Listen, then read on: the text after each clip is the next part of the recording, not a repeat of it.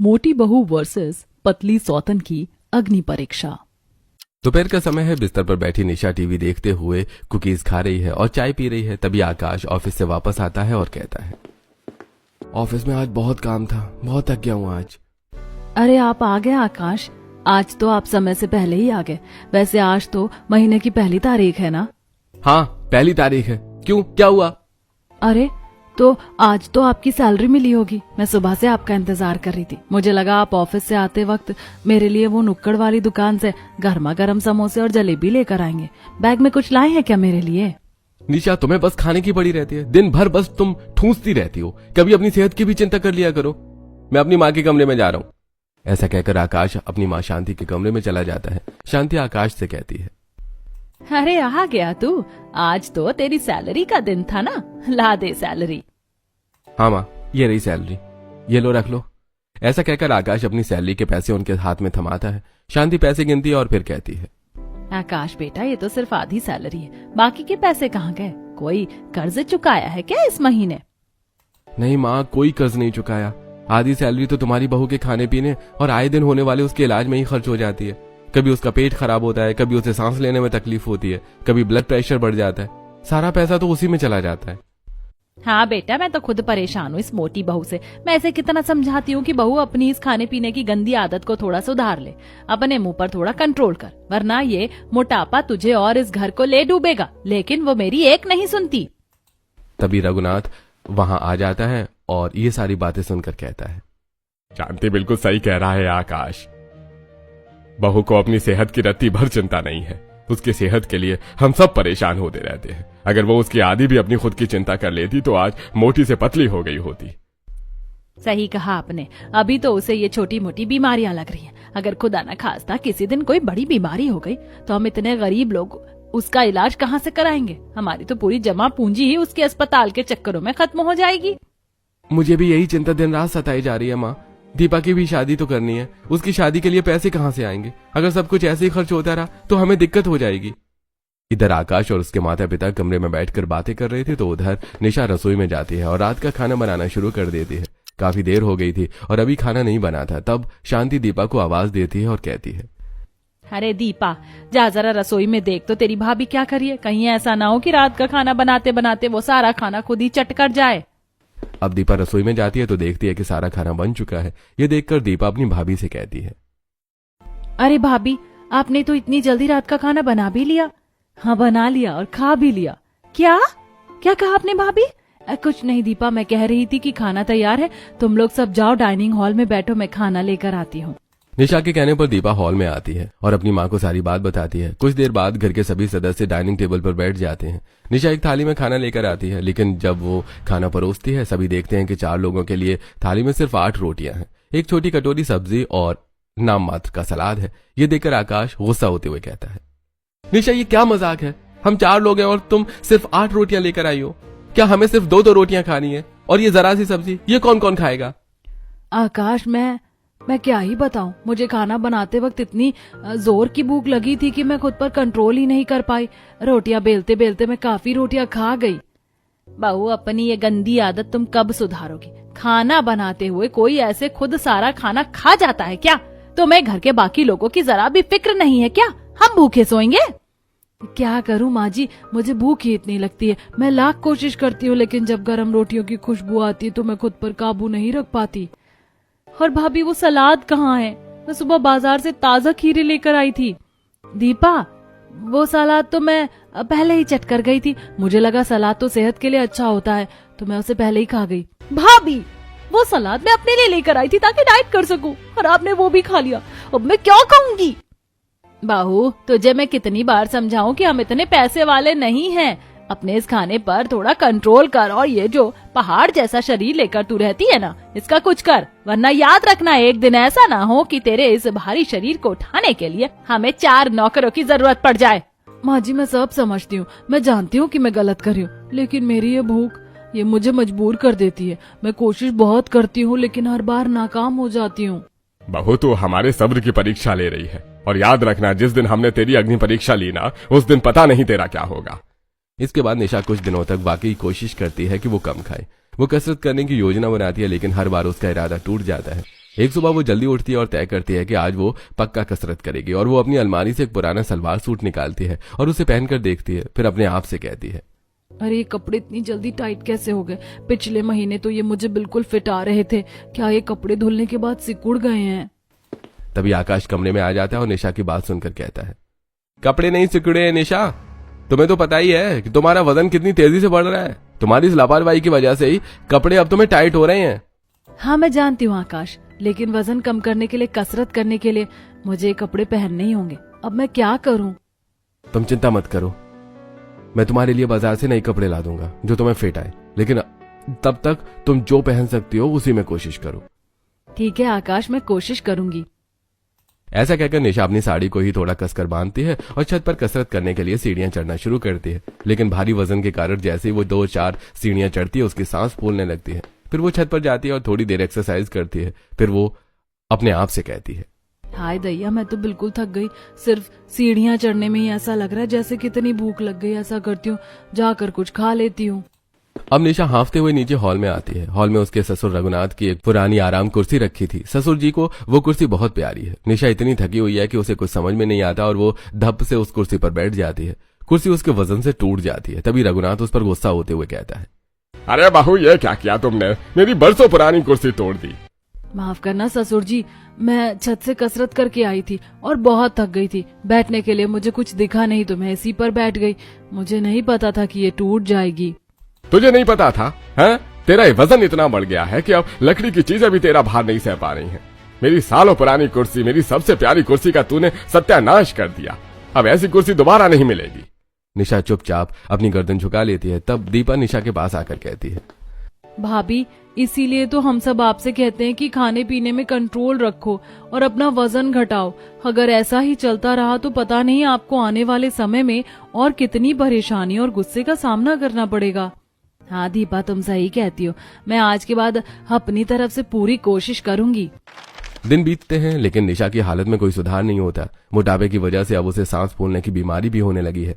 वो एक दिन जमीन पर बैठकर कपड़े धोने की कोशिश करती है लेकिन झुकने में उसे बहुत तकलीफ होती है। रात को निशा आकाश से कहती है, आकाश, मुझे आपसे कुछ कहना है। देखिए ना, मुझसे अब जमीन पर बैठकर कपड़े नहीं धोए जाते। मेरी सांस फूलने लगती है। आप मेरे लिए एक वॉशिंग मशीन ला दीजिए प्लीज। Washing machine? निशा, तुम होश में तो हो? मेरी आधी से ज्यादा सैलरी तो तुम्हारे खाने और दवाइयों में चली जाती है। अब मैं वॉशिंग मशीन के लिए पैसे कहाँ से लाऊं? पर मैं बहुत परेशान हो जाती हूँ आकाश। तुम अपनी ये समस्याएं खुद सुलझा सकती हो निशा। बस अपने आप को थोड़ा बदलो, अपनी डाइट बदलो। अगर तुम्हारा वजन कम हो जाएगा तो तुम खुद ही फुर्तीली हो जाओगी। मैं कोशिश तो करती हूँ आकाश, लेकिन मेरी भूख मुझे हरा देती है। मैं क्या ही करूँ? ऐसे कुछ दिन बीतते हैं लेकिन निशा को खाने पीने की आदतों से अब सभी परेशान थे। वो चोरी चोरी छिपे छिपे कुछ न कुछ खाती रहती है। एक दिन रात के अंधेरे में जब सब सो रहे होते हैं तब वो उठकर रसोई में आती है और अपने लिए मैगी बनाते हुए सोचती है, पता नहीं लोग डाइटिंग कैसे कर लेते हैं। मुझे तो जब तक पेट भरकर खाना ना खा लूं दुनिया में कुछ और दिखाई ही नहीं देता। ऐसा कहकर निशा मैगी प्लेट में निकाल लेती है और किचन में रखी हुई कुर्सी पर बैठकर खाने लगती है। तभी पानी पीने के लिए वहां पर दीपा आ जाती है और निशा को मैगी खाते देखकर गुस्सा होते हुए कहती है, भाभी, आप क्या चोरी चोरी मैगी खा रही हो? अभी सुबह ही तो आपको इतना समझाया था पर आपको समझ नहीं आती। दीपा की बात सुनकर निशा शर्मिंदा हो जाती है। ऐसे कुछ दिन बीत जाते हैं। एक दिन निशा पॉपकॉर्न खाते हुए जाकर अपनी सास की गोद में बैठ जाती है। उसकी सास दर्द से करा उठती है और कहती है, अरे मार डाला रे, मेरी हड्डियां तोड़ दी, बचाओ। शांति का चिल्लाना सुनकर निशा जल्दी से उसकी गोद से उठती है और कहती है, सॉरी मम्मी जी, सॉरी, मैंने ध्यान नहीं दिया। मेरा पूरा ध्यान उस टीवी के सीरियल पर था, मैंने आपको देखा ही नहीं। हाँ, तुम्हारा ध्यान तो सिर्फ टीवी और खाने पर ही होता है। घर के लोगों पर ध्यान देने की फुर्सत तुम्हें कहाँ है? अब बस बहुत हो गया निशा, अब मैं ये सब और नहीं सहूंगी। या तो तुम अपने आप को बदलो या फिर मैं तुम्हें ही बदल दूंगी। मम्मी जी, आप ये कैसी बातें कर रही हैं? आप मुझे कैसे बदल सकती? मैं आपकी इकलौती बहू हूँ। मैं काफी दिनों से एक लड़की देख रही हूँ, वो तुम्हारी सौतन बनकर इस घर में आएगी। वो तुमसे बिल्कुल उल्टी है, दुबली पतली सुंदर और कम खाने वाली। अगर तुमने अपनी ये आदतें नहीं बदली तो मैं अपने बेटे की दूसरी शादी करा दूंगी उससे।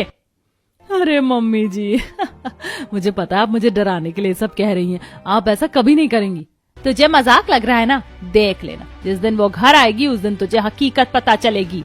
निशा को लगता है कि ये सब उसे डराने का एक नया तरीका है। फिर भी वो थोड़ा घबराकर अगले दिन कुछ दिनों तक ग्रीन टी पीने की कोशिश करती है। वो रसोई में जाती है और अपने लिए ग्रीन टी बनाती है और एक घूंट ग्रीन टी पीकर अपने आप से कहती है, छी, ये कितनी कड़वी है। ऐसा लग रहा है जैसे कोई कड़वा काढ़ा पी रही हूँ।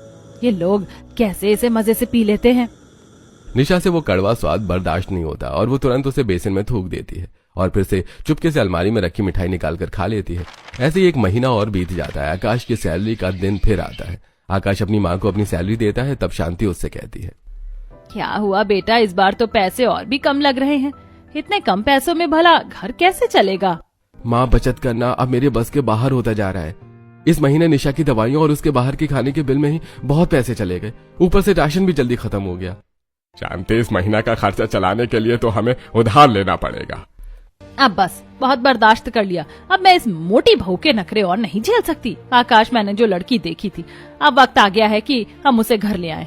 मैं अपनी बात की पक्की हूँ, मैं इसकी सौतन लेकर आऊंगी। निशा हॉल के पास खड़ी एक केला खा रही थी। उसने शांति देवी की बातें सुनी, लेकिन वो अभी भी इसे एक ड्रामा ही समझ रही थी। वो कहती है, मम्मी जी, मुझे पता है आप लोग मुझे डराने के लिए सब बातें कर रहे हैं। आप भला सौतन कैसे ला सकते हैं? ये सब पुरानी फिल्मों में होता है। ठीक है, कल का इंतजार कर, तुझे पता चल जाएगा।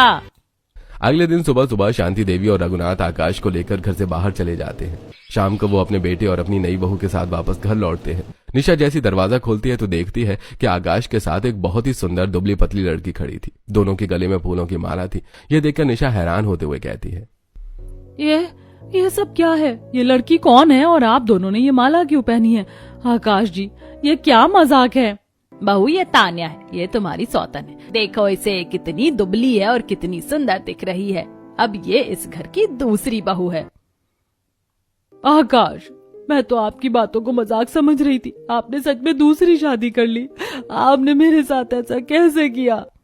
निशा, मैंने तुम्हें बहुत मौके दिए, लेकिन तुमने कभी हमारी परेशानियों को नहीं समझा। अब तान्या इस घर का ख्याल रखेगी और हमें बचत करने में मदद करेगी। नमस्ते दीदी, मुझे पता है आपके लिए ये स्वीकार करना मुश्किल है, लेकिन मैं यहाँ इस घर को सलीके से चलाने आई हूँ। बहू, अभी भी समय है। या तो सुधर जाओ, नहीं तो इससे भी कड़ा कदम उठाने पर हमें मजबूर होना पड़ेगा। आप कहना क्या चाहते हैं ससुर जी? क्या आप मुझे घर से निकाल देंगे? तुम समझदार हो निशा। अगर तुम अब भी अपने आप को नहीं बदली तो हमारे पास और कोई रास्ता नहीं बचेगा।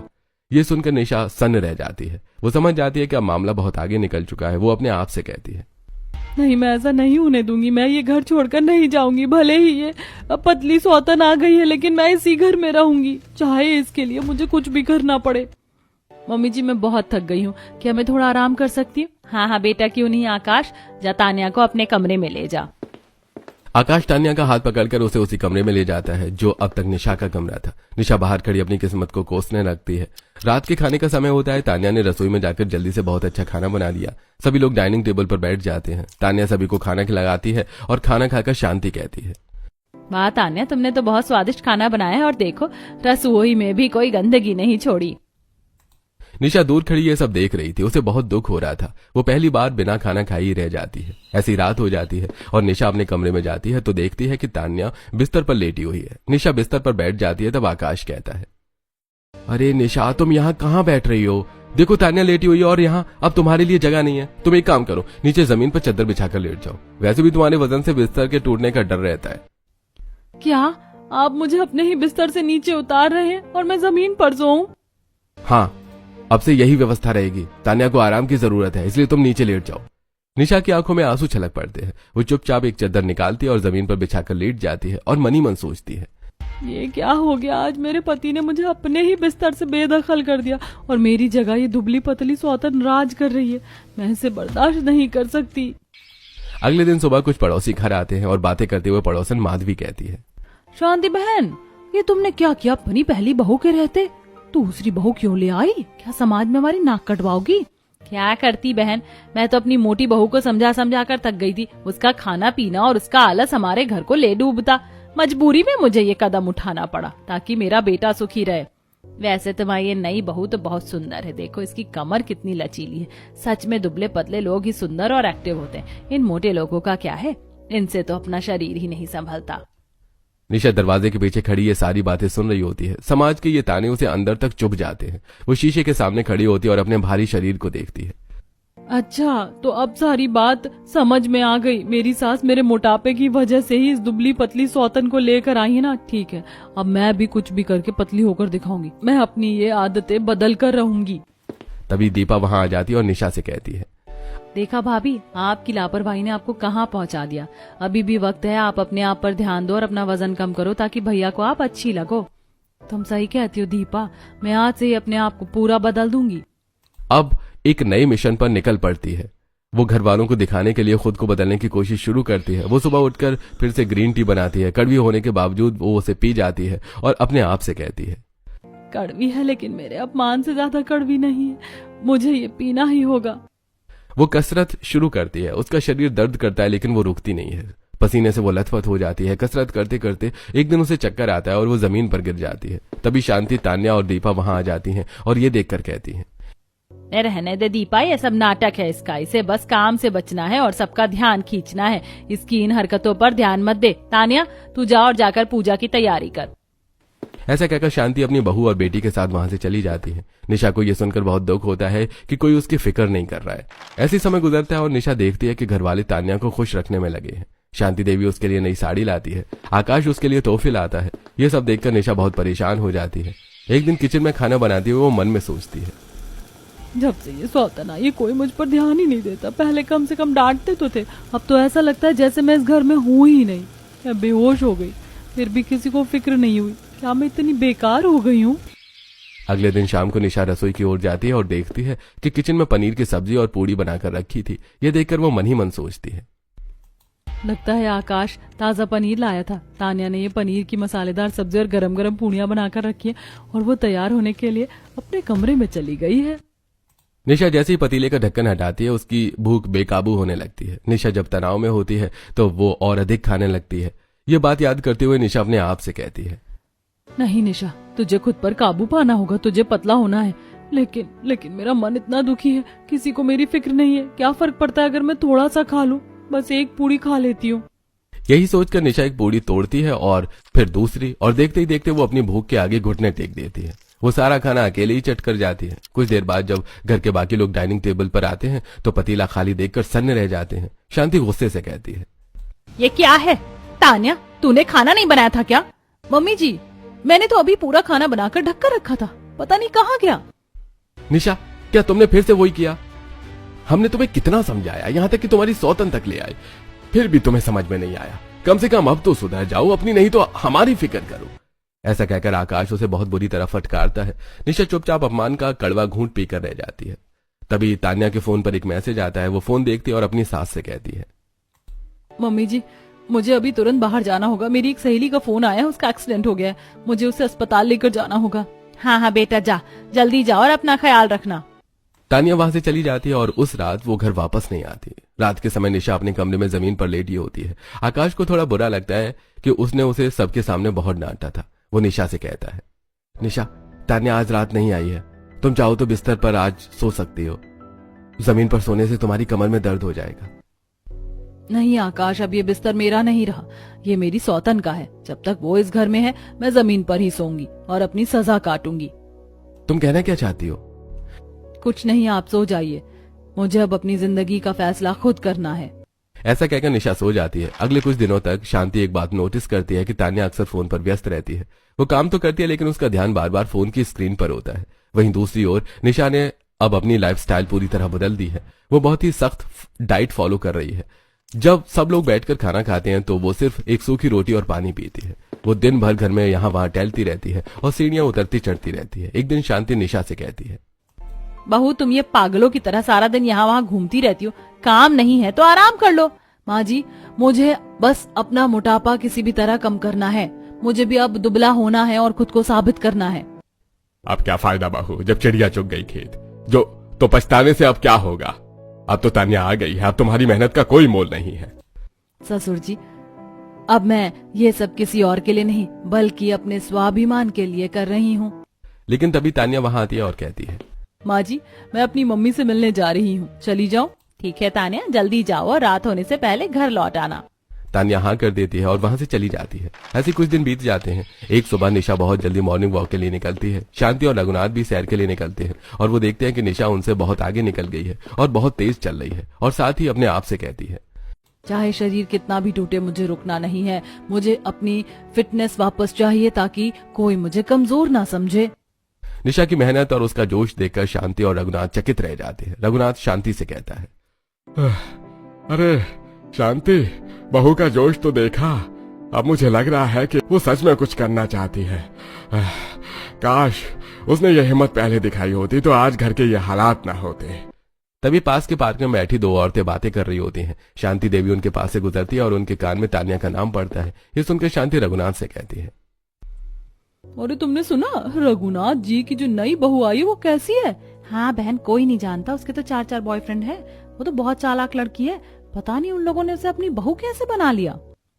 ये सुनकर शांति हैरान रह जाती है और उनके पास जाकर कहती है, क्या कह रही हैं आप मेरी बहू तान्या के बारे में ऐसा कैसे बोल सकती हैं? क्या सबूत है आपके पास? अब बहन, हम सच कह रहे हैं, मोहल्ले में सबको पता है। आपको उसे घर लाने से पहले हमसे पुष्टि करनी चाहिए थी। वो लड़की सिर्फ पैसों की भूखी है। ये सुनकर शांति और रघुनाथ के पैरों तले जमीन खिसक जाती है। उन्हें अपनी गलती का एहसास होने लगता है। वो तान्या पर चुपचाप नजर रखने लगते हैं। एक दिन शांति उसे बालकनी में छिपकर फोन पर बात करते हुए सुन लेती है। वो कह रही थी, हाँ जानू, बस थोड़े दिन और, ये बुढ़ा बुढ़ी तो मेरी मुट्ठी में है ही। मैं जैसे ही इस घर की मालकिन बन जाऊंगी और कुछ पैसे ऐंठ लूंगी, फिर हम यहाँ से रफू चक्कर हो जाएंगे। आकाश तो बेवकूफ है, इसे कुछ पता नहीं चलेगा। ये सुनकर शांति का खून खौल उठता है। उन्हें अपनी पहली बहू निशा की सादगी और उसकी मेहनत पर गर्व होने लगता है। वो हॉल में आकर रघुनाथ से कहती है, मैंने सोच लिया, अब मैं तान्या और निशा दोनों के बीच एक अग्नि परीक्षा लूंगी। जो इस अग्नि परीक्षा में उत्तीर्ण होगी वही मेरी बहू होगी। ऐसा सोचते हुए शांति अपने कमरे में चली जाती है। थोड़ी देर बाद शांति और रघुनाथ को हॉल से झगड़े की आवाज आती है। दोनों हॉल में आकर देखते हैं तो निशा और तान्या की बहस हो रही थी। ये देखकर शांति कहती है, बस बहुत हो गया, मैं इस घर में अब और लड़ाई नहीं चाहती। मुझसे गलती हुई है और अब मैं इसे सुधारना चाहती हूँ। मैं तुम दोनों में से किसी एक को ही इस घर में बहू के तौर पर रख सकती हूँ। क्या मतलब है माँ जी, आप मुझे घर से बाहर निकाल देंगी? नहीं, मैं तुम दोनों की एक अग्नि परीक्षा लूंगी। जो इस परीक्षा में पास होगा वही इस घर की असली बहू बनकर रहेगा। कैसी अग्नि परीक्षा? निशा, तेरी परीक्षा ये है कि तुझे अगले 15 दिनों में अपना वजन कम करना है और अपने खाने पर पूरा नियंत्रण रखना है। और तान्या, तेरी परीक्षा ये है कि तुझे अपनी सौतन की मदद करनी है उसका वजन कम करने में। तुझे फोन से दूरी बनाकर रखनी है और घर से बाहर नहीं जाना है। तान्या मन ही मन खुश होती है और सोचती है, ये तो मेरे लिए जीतने का सबसे अच्छा मौका है। मैं भला इस मोटी सौतन की मदद क्यों करूंगी? मैं तो इसे और ज्यादा खिलाऊंगी ताकि ये कभी पतली ना हो पाए। अब दोनों हाँ कह देती हैं। अग्नि परीक्षा शुरू होती है। निशा अपनी कसरत और डाइट जारी रखती है। तान्या मदद के बहाने उसके सामने रोज लजीज पकवान और मिठाइयां लाकर रखती है और कहती है, दीदी आप तो बहुत कमजोर लग रही हैं। ये लीजिए गरम गरम गुलाब जामुन, एक खाने से वजन नहीं बढ़ता। आपकी मेहनत देखकर मुझे दुख होता है। निशा को ये सब दिखाकर वो बहलाना चाहती है, लेकिन फिर वो अपने आप पर काबू पाकर कहती है, नहीं तान्या, तुम ये मेरी कैसी मदद कर रही हो या मुझे लालच देकर फंसा रही हो? मुझे नहीं खाना, मैं अपनी अग्नि परीक्षा पास करके रहूंगी। शांति उन दोनों पर 24 घंटे नजर रखती है। वो देखती है कि तान्या रात को सबके सोने के बाद छिपकर फोन चलाती है और पिछले दरवाजे से बाहर भी जाती है। शांति ने चालाकी से दोनों बहुओं से कुछ कागजात पर साइन करवा लिए थे। 15 दिन बीत जाते हैं। निशा का वजन अब काफी कम हो चुका है और वो बहुत फिट और खूबसूरत दिखने लगी थी। वो अपनी सास से कहती है, मम्मी जी देखिए, मैंने अपना लक्ष्य पूरा कर लिया। मैं अब पहले जैसी फिट हो गई हूँ। और मम्मी जी, मैंने भी आपकी शर्तें मानी है। मैं तो दीदी का कितना ख्याल रख रही थी। झूठ तान्या, तूने एक भी शर्त नहीं मानी। मैं जानती हूँ तूने कैसे निशा को भटकाने की कोशिश की। मैं जानती हूँ तू रात को किससे मिलने जाती थी और तेरे 4 बॉयफ्रेंड का सच भी मुझे पता चल चुका है। तूने धोखे से मेरे घर में जगह बनाई थी। क्या मम्मी जी, आप क्या बकवास कर रही हैं? मुझे तेरी सारी असलियत पता चल चुकी है। तूने सिर्फ पैसों के लिए मेरे बेटे और इस घर का इस्तेमाल करना चाहा। अगर आपको पता चल ही गया है तो सुन लीजिए, मैं इस घर से कहीं नहीं जाऊंगी। मैं कानूनन आकाश की पत्नी हूँ, कोई मुझे निकाल नहीं सकता। बेटा, मैंने भी कोई कच्ची गोलियां नहीं खेली हैं। उस दिन जिस पेपर पर तूने साइन किए थे वो कोई एग्रीमेंट नहीं बल्कि तलाक के पेपर्स थे। तूने अपनी होशियारी में उन्हें पढ़ा तक नहीं और आकाश ने भी उन पर साइन कर दिए। अब तेरा इस घर से कोई रिश्ता नहीं रहा। ये सुनकर तान्या के होश उड़ जाते हैं। निशा आगे बढ़ती है और तान्या का हाथ पकड़कर उसे धक्का मारते हुए घर से बाहर निकालते हुए कहती है, निकल जाओ इस घर से। यहाँ सिर्फ सच्चाई की जगह है, धोखेबाजों की नहीं। मोटी बहू वर्सेस पतली सौतन की जगनी परीक्षा में मेरी बहू की जीत हुई। निशा भावुक होकर अपनी सास के गले लग जाती है। उसके बाद वह अपनी फिटनेस और घर की जिम्मेदारियों के बीच एक संतुलन बनाती है। वो अपनी खाने की शौकीन आदत पर अब पूरी तरह जीत हासिल कर चुकी है। वो कसरत करते हुए जब थकती है तो उसे अपना पुराना अपमान याद आता है और वो दुगनी मेहनत करती है। अंत में पूरा परिवार फिर से एक हो जाता है और निशा इस घर की चहेती बहू बन जाती है।